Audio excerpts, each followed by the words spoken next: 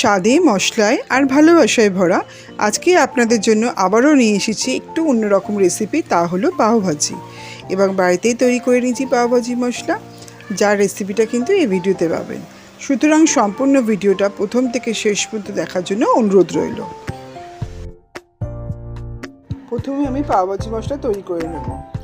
এর জন্য লাগবে 4-5টা শুকনো লঙ্কা, 2 চামচে জিরে, 2 চামচে ধনে, সামান্য গোলমরিচ, 2টো বড় এলাচ, 2টো স্টার অ্যানিস, 4-5টা লবঙ্গ, একটু হিং, 2টো তেজপাতা, 1 চামচে মৌরি আর একটু দারচিনি। প্যান গরম করে প্রথমে তেজপাতা আর শুকনো লঙ্কাগুলো হালকা করে নাড়ব। তারপর সমস্ত মশলাগুলোই এক এক করে দিয়ে দেবো। কেনা মশলার চাইতে ঘরে তৈরি পাওভাজি মশলার স্বাদ কিন্তু অনেক বেশি হয়। ঠান্ডা হয়ে গেলে মশলাগুলোর সাথে 2 চামচে আমচুর পাউডার, 1 চামচে কাসুরি মেথি দিয়ে মিক্সিতে গুঁড়ো করে নেব। কড়াইতে আমি 2 চামচে তেল দিয়ে 1 চামচে মাখন দিয়ে দিলাম। আপনারা চাইলে পুরোটাই মাখন দিয়ে করতে পারেন। কড়াইতে আমি জিরে ফোড়ন দিলাম।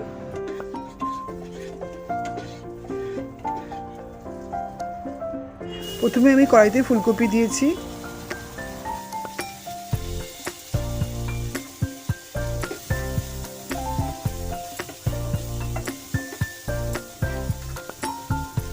তারপর ছোট ছোট করে কাটা গাজর দিয়ে দিচ্ছি।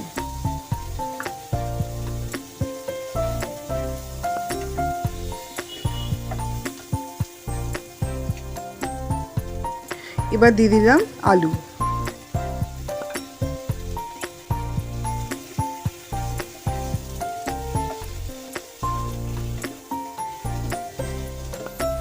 সবগুলো ভালো করে নিয়ে নেওয়ার পর দিয়ে দেবো কড়াইশুঁটি।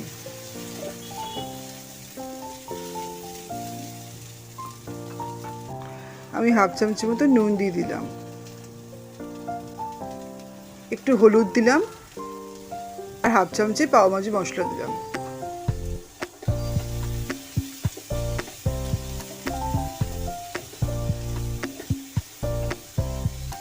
এবার আমি প্রেসার কুকারের মধ্যে 2টো সিটি দিয়ে নেব। সেদ্ধ করার জন্য যতটুকু জল দরকার ততটুকুই আমি জল 1 কাপ মতন দিয়েছি। এতে সবজিগুলো ভালো গলেও যায়, পেস্টও ভালো হয় এবং খুব তাড়াতাড়ি হয়েও যায়।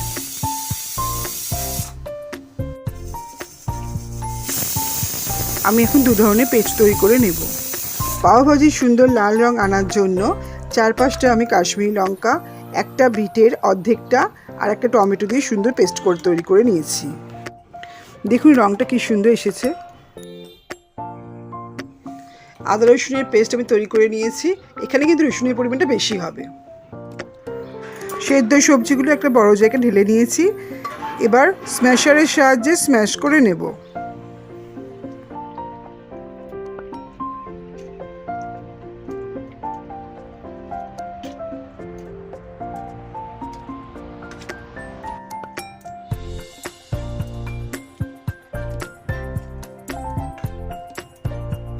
এবার একটা ফ্রাইং প্যানে 1 চামচে তেল দিয়ে আবারও 1 চামচের মতন মাখন দিয়ে দেব আর তার মধ্যে কুচানো পেঁয়াজ 1 বাটি দিয়ে দেব।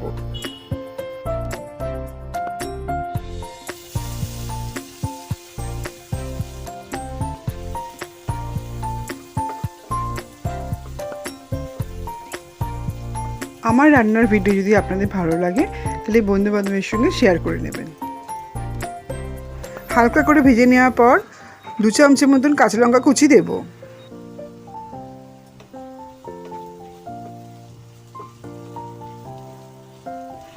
ছোট ছোট করে কাটা ক্যাপসিকাম একটা দিয়ে দিলাম।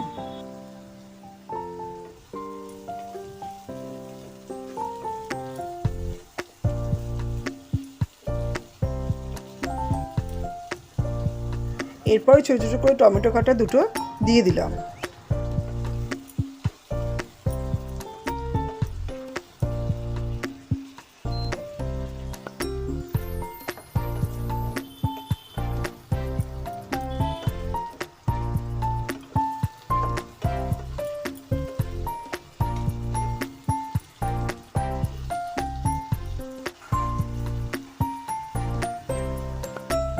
আর দিয়ে দিলাম 3 থেকে 4 চামচে আদা রসুনের পেস্ট।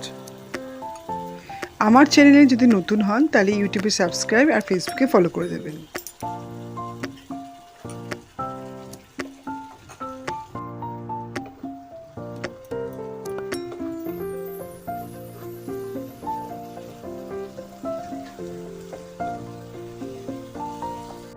দিয়ে দেবো 1 চামচে লঙ্কা গুঁড়ো, 1 চামচে নুন, সামান্য হলুদ, এখানে হলুদের ব্যবহারটা কম করলেও হবে, 2 চামচে ঘরে তৈরি পাওভাজি মশলা। এবার ভালো করে কষাতে থাকবো।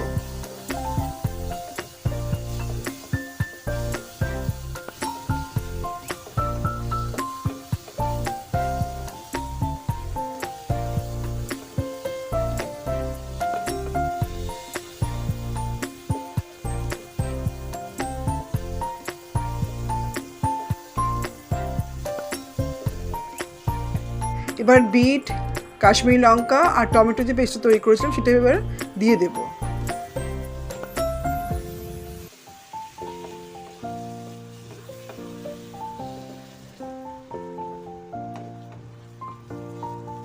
আবারও দিয়ে দিলাম 1 চামচে পাওভাজি মশলা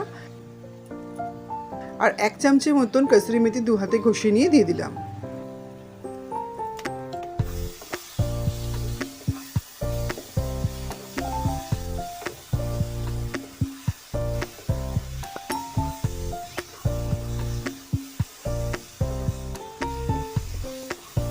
এইভাবে 2-3 মিনিট মতন কষিয়ে নেব।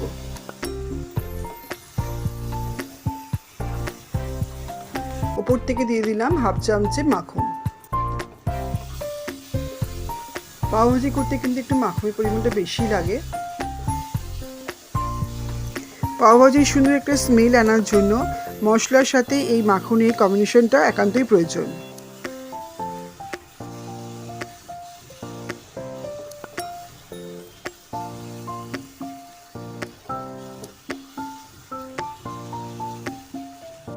বড় কড়াইতে আমি ঢেলে নিলাম।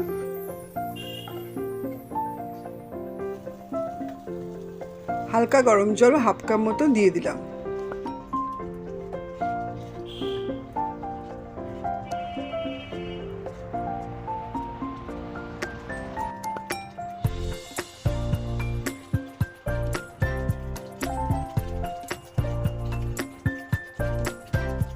এবার আমি স্ম্যাশ করা সবজিগুলো কড়াইতে আমি দিয়ে দেব। ভালো করে নিয়ে নেব।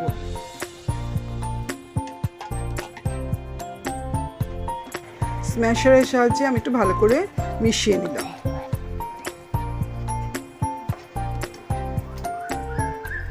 ভাজিটা তো ফুটবে, তাই জন্য আরো একটু হালকা গরম জল দিয়ে দিলাম।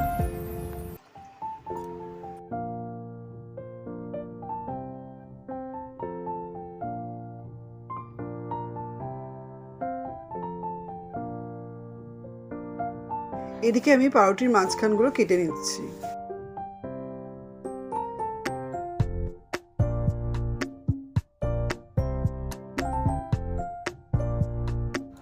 কিছুক্ষণ ফোটার পর ওপর থেকে 2 চামচ মতো লেবুর রস দিয়ে দিলাম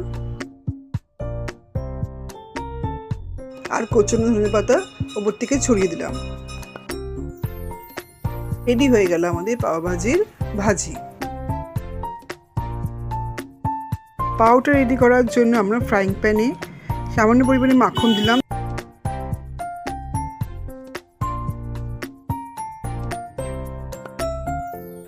তার মধ্যে ধনেপাতা কুচি, কাঁচা লঙ্কা কুচি, কাশ্মীরি লঙ্কা ও রসুন পেস্ট দিয়ে দিলাম।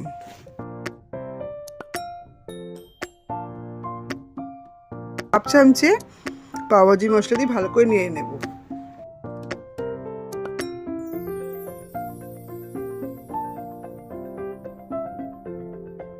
তারপর দিয়ে দেব পাওগুলো। ভালো করে পাওগুলো সেঁকে নেব।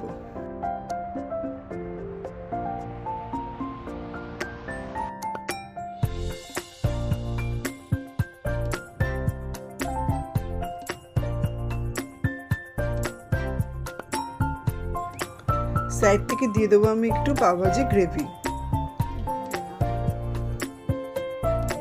আমাদের পাওগুলো রেডি। গরম গরম পরিবেশন করুন পাওভাজি।